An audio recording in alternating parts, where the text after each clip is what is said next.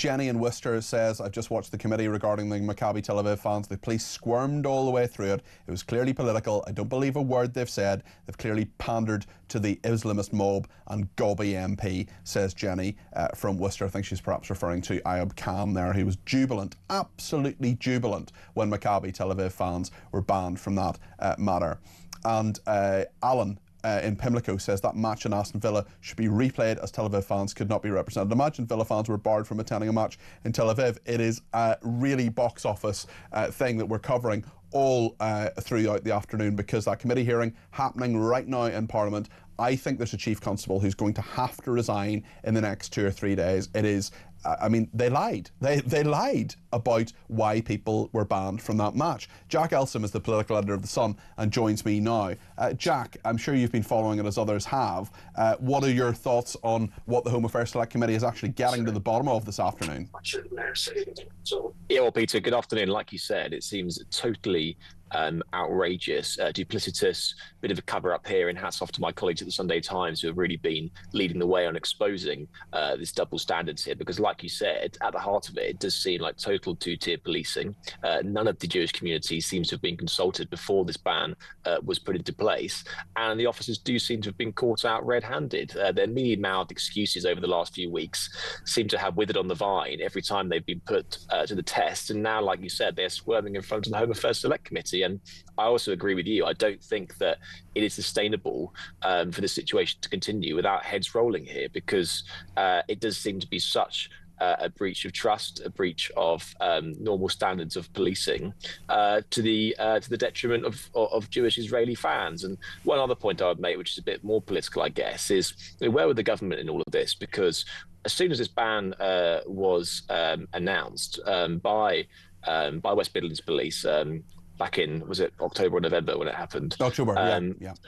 October when it happened. We were told by the government immediately that they were, again, furious about this and would be taking all measures to try and reverse it. We were told that they dispatched Shabana Mahmood and Lisa Nandy to have conversations with West Midlands police about this to try and remedy it. And what did we get? We got sweet FA about it. And it didn't seem that actually any serious attempt by the government was made to overturn this ban at the time. And so obviously the police have questions to answer, but I do think that also you're absolutely it was right. incumbent on ministers to have done something. You're absolutely right. Keir Starmer said he was going to get it sorted out, and he did. And Graham and Bushy says, if you or I were found lying to the police, we would be arrested and charged. The police have been found to have lied to MPs in the Select Committee, so why aren't they arrested and charged, says Graham. Well, I think Craig Guilford is going to pay with his job. I think that is basically almost certainly going to happen. We'll see. Elisa is a former police officer, and she says, hi Peter, I'm sending you the oath of a police officer. It's a big feel from West Midlands Police in the case of the Maccabi match. I'm not going to read out the whole thing, but certainly it talks about serving the King or Queen in the office of Constable with fairness, integrity, diligence and impartiality. This was not impartial. We'll return to it in just a second. In the meantime, Jack, I have a couple of other things I want to ask you about. Starmer preparing a post-Brexit bill to transfer powers to the EU. Some says this is Brexit betrayal. What do you think? Yeah, well, I think that's probably right, because one of the key tenets of that 2016 vote was to bring back sovereignty from the European Union to the British Parliament. And now what we're seeing for the first time since we left in 2021 is the flowing back of British powers to Brussels. Keir Starmer clearly wants what he calls dynamic alignment with the EU, which essentially means that some of our goods will have to follow EU standards. But the key thing here is that because we are outside of the European Union, we will be expected to follow these rules, but have no say in making them. Now, that is the exact opposite of why 17.4 million people voted to leave in the referendum. But I do think that Keir Starmer is actually up for having this fight. He is clearly bleeding lots of votes on his leftward flank to the Greens, the Lib Dems.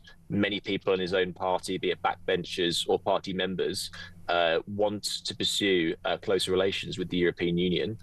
And I think that he's feeling pretty vulnerable to that wing of the party right now. And so this, sort of backpedaling on Brexit is nothing more than a sop to try and, I think, appease some of his own MPs. However, in the Sun, we've got a few Red Wall MPs, Labour MPs, who have broken ranks publicly and privately to say that this would be disastrous for them, because many of their voters were leave voting.